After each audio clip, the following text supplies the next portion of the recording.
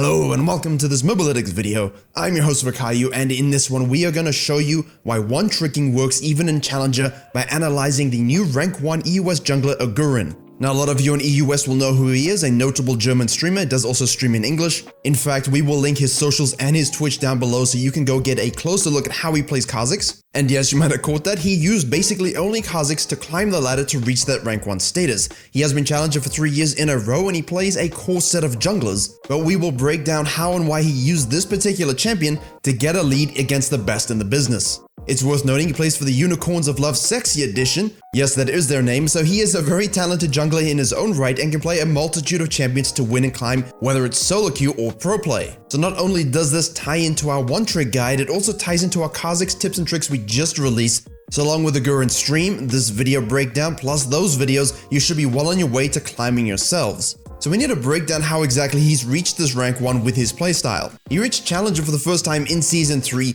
but it was in Season 8 and 9 that he really made his mark in the Challenger scene. Now in Season 8 you can have a look at his champion pool: Elise, Shyvana, kha'zix, Jarvan, a little bit of Olaf thrown in there. Now this was continued into Season 9 where he made Nocturne as his most played, despite the dodgy win rate, Jarvan, kha'zix, Elise, and a little bit of Evelynn. And his kha'zix, while only the third played in Season 9, was notable purely because he used Phase Rush, a very unique iteration based on what other junglers, specifically kha'zix junglers, were running at the time. But if we bring those side to side now, you will see there's a huge chunk of games played on all those top 4 champions. The top 4 always have around the same amount of wins, the same amount of games played, and you can see that in Season 9 specifically, the Jarvan always does very well, the Elise does well, and the kha'zix win rate, while one of his main champions, wasn't exactly exemplary. And now we jump to Season 10 and all of a sudden he's got 200 games of kha'zix, and then you have Shyvana at 92 games followed by Elise at 63. Nocturne makes a return from Season 8, and then you have Jarvan showing up as well. So his core 5 champions really rotates very consistently. And yes, his Elise is kind of disgusting, so is his Jarvan by the way.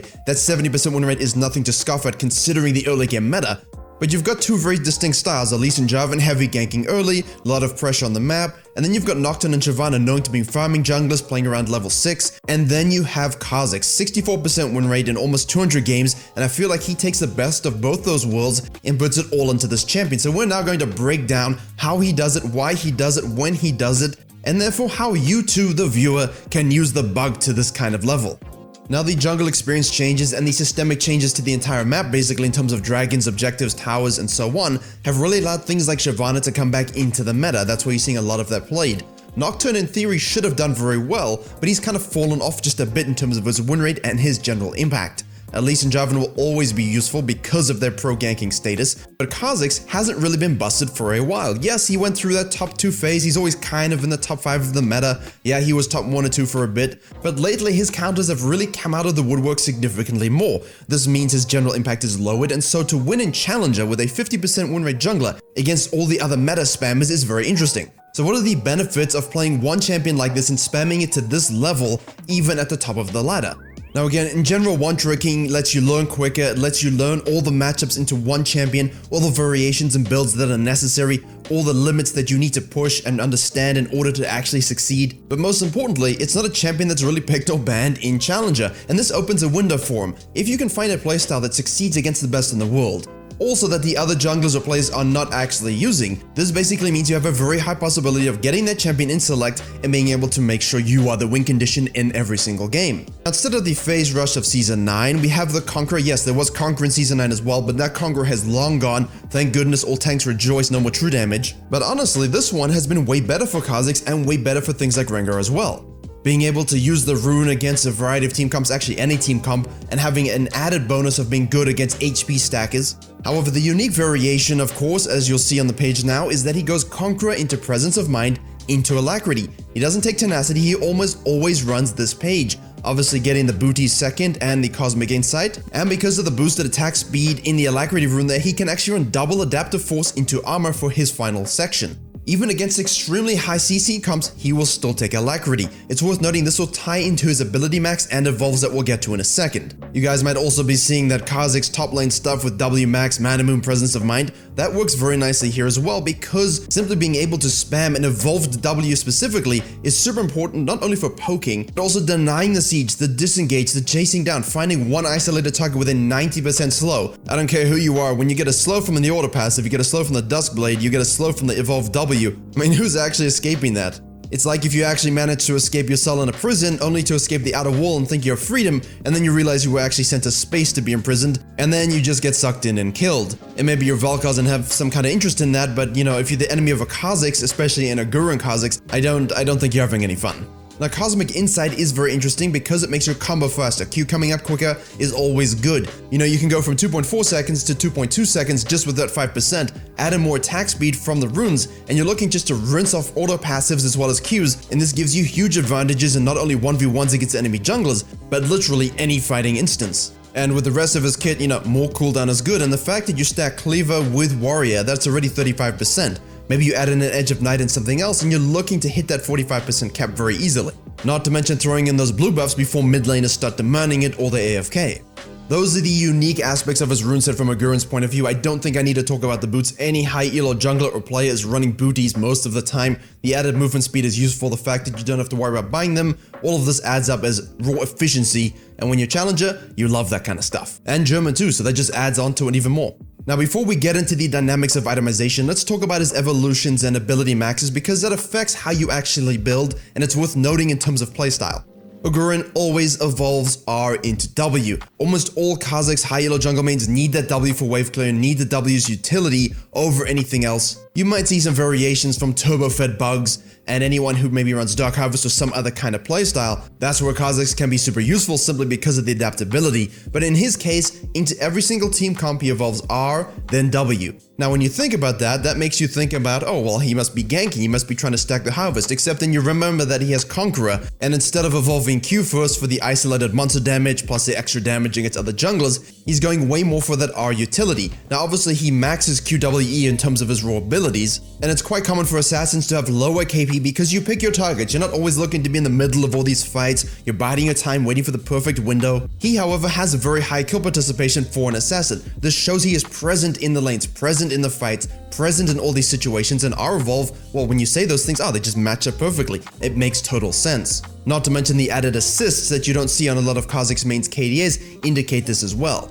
Now pre-6 and R evolve, he doesn't really look to spam gank. That's the Elise and Jarvan playstyle, but as you saw from his history, he loves Shyvana, he loves Nocturne. He understands very importantly how to camp sequence, focus at least one crab, high tracking of the enemy jungler, really high AQ tracking of the enemy jungler such that he's present for any opportunistic counter ganks or shadow fights, but the goal with his pathing and clears is to get level 6 as soon as possible and way before the enemy jungler. But once he gets that level 6, once he gets that R evolve, it's a different playstyle altogether. He is literally everywhere, in every skirmish, in every gankable lane, at every counter gank, and at all objectives. And in his own words, he has said on stream he evolves R because it gives him that mobility in a fight, which gives you more stealth, more untargetability, the ability to avoid unit collision.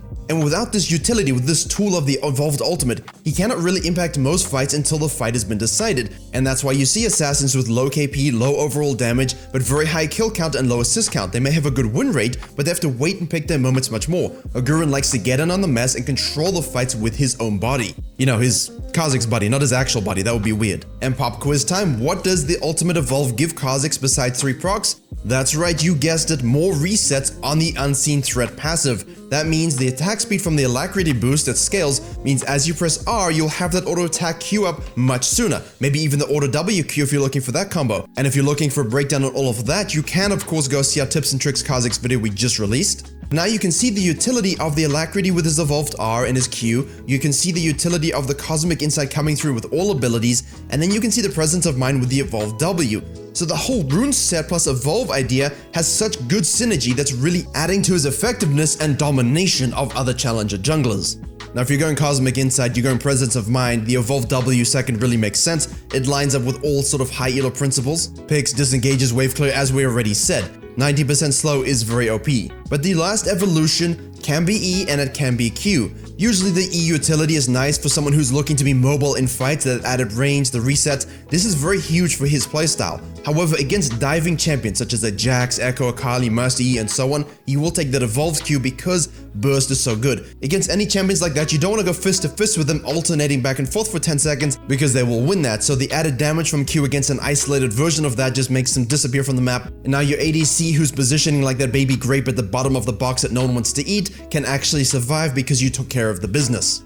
Now in terms of itemization through all this, it's basically the same. He will go Red Smite with Warrior, Duskblade second item, and then he will go into Cleaver. His defensive boots will depend on the team comp, Ninja Tabi Merc Treads, same as pretty much most champions in the game. The flexibility of the build comes in with the next item. Now usually this will be Edge of Night or Ghostblade.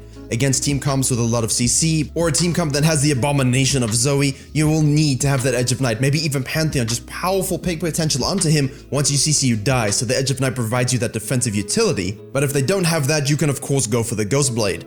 Now if there's a few sustainers on the enemy team where you might need an Executioner's Calling, whatever aids in the fight of the abomination known as Yuumi. Hey, look at that, Zoe and Yuumi have a Disney sort of aura, and literally are probably the two most annoying champions to play against in the game. Funny how that works out sometimes. If, however, there are trap champions, instead of doing that, he will go the Umbral Glaive just to make sure you get those traps out of the map before your ADC walks on them. And yes, I am targeting them again and will always. It's also worth noting against teams when you're maybe a bit behind or they have super high burst, you will get that Guardian Angel before his Cleaver and after his Duskblade. Simple, smart applications of build diversity, dynamic itemization, making sure his champion is best set up to win the game. Now if he needs a Hex Drinker for whatever reason, it doesn't replace any slot, it will simply go whatever lethality item he would have gotten after Duskblade. Duskblade and Cleaver are usually core, and that second lethality item slot is simply utility based upon the enemy team comp and basically what annoys them the most. For his final items, he will simply pick and fill whatever is needed based upon all the items I've listed so far. Maybe you don't really need a GA early, but you can get it at the end. Games don't really go as long as that anymore in Season 10, and in Challenger people know when to surrender. But if you get to that 6th item, obviously a Last Whisper item is always useful for maximum damage. So it obviously can be very difficult to summarize a playstyle for a high elo jungler who can play a multitude of champions and ways. So in the final phase of this video, I will do my best to give you a summary of his tendencies and ideas about how to execute this kha'zix playstyle to its fullest. So I wouldn't say Ogurin necessarily plays passively at the beginning of the game, but he does. It's a passive playstyle, but I would say for him it's more of a measured playstyle. It's highly intelligent, it's understanding the flow of the game. He likes to start on the opposite side of the enemy jungler in hopes that he can do a full clear and get a Scuttle Crab while avoiding those early skirmishes. Obviously if you win the matchup you can look for them, but remember the goal is to get level 6 here and to make sure you do so before the enemy jungler. Bad fights, bad lane prio states can affect those game plans if they don't go your way.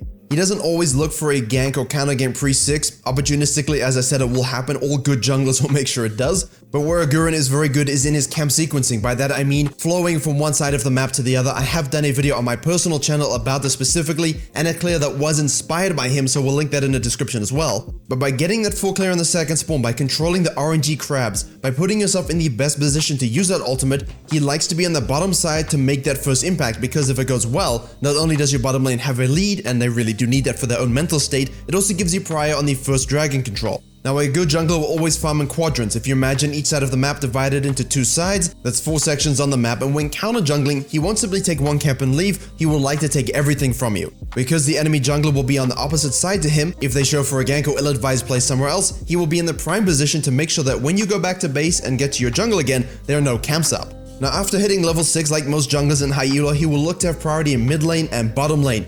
You will always know where the enemy jungler is, look to set up vision around the Drake and try and secure it, even if it means doing it solo.